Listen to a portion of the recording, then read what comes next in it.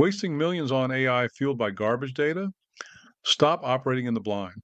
Hi, I'm Randy McClure with SC Tech Insights.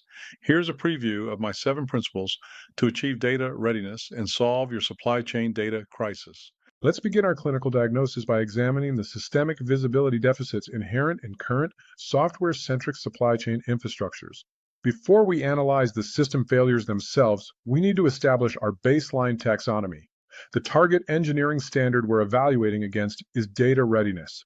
This is the strategic discipline where businesses actively structure and prioritize critical data so it's immediately accessible, high quality, and actionable. Currently, there is a massive gap between our fragmented legacy systems and this required engineering standard. This gap is the root cause of the garbage in, garbage out cycle that blinds our operational visibility. Let's look at the stark architectural contrast at play. Historically, supply chains prioritized an application-centric architecture. In this model, when a warehouse management system generates daily inventory logs, that data is left locked inside the system as a mere operational byproduct of a transient software application. This software-first mindset fails to provide necessary system interoperability. On the other hand, we have the data-centric architecture. Here, the enterprise actively extracts those logs, treating them as a permanent enterprise asset to be combined with external supplier data for predictive, network-wide insights. So let's break down the root causes of system failure that result from this application-centric mindset. First, limited interoperability creates a fragmented landscape where systems simply refuse to speak the same language. Second, treating data as a software byproduct leaves it incomplete and obsolete. Third, disjointed shipping data creates severe linking challenges.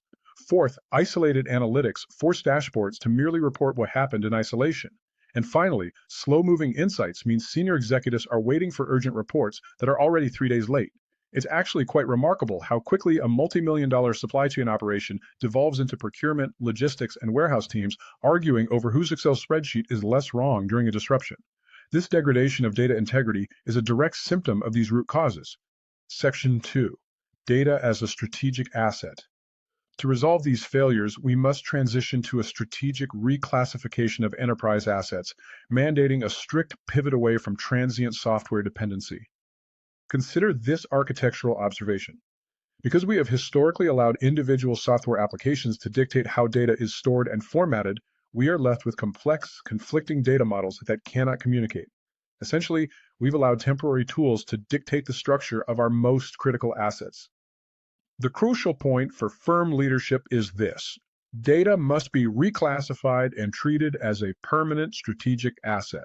Software and automation solutions will come and go. They're transient tools. We can no longer allow singular vendor systems exclusive control over corporate data. We have to actively extract it from those silos. Section 3. Engineering data readiness principles. Once leadership views data correctly, we have to enforce the engineering principles necessary to establish strict system integrity.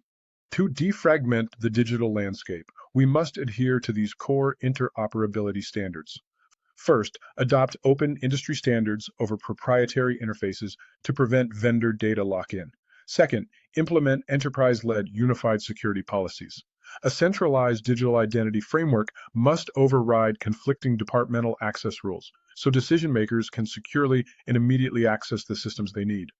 Third, we require shared, measurable business definitions. If a fulfillment center defines on-time delivery differently than the freight auditing software, your AI tools will generate conflicting insights.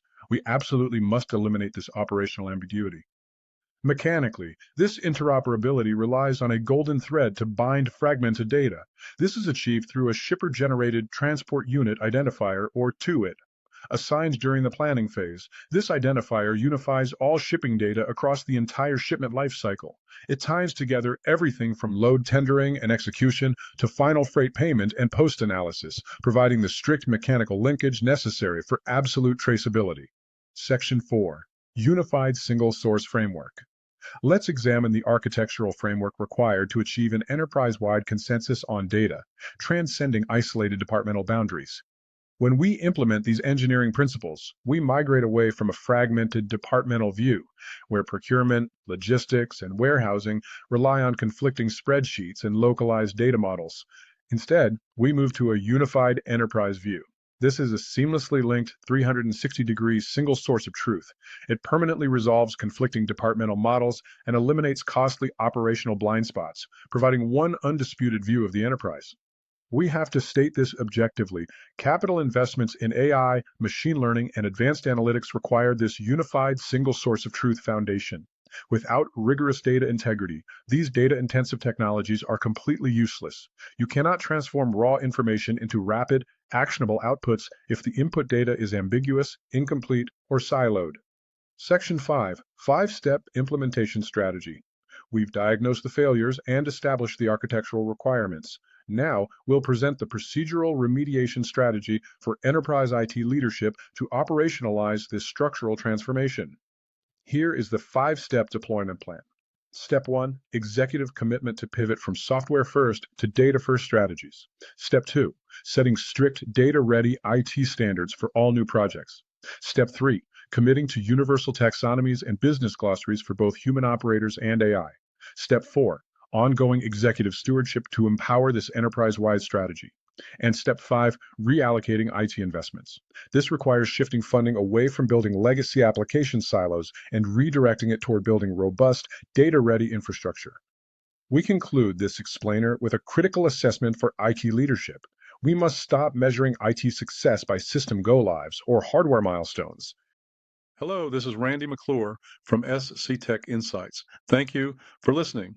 For more on this topic, click the article link below or go to www.sctechinsights.com for the latest insights on supply chain technology. Thank you and see you next time.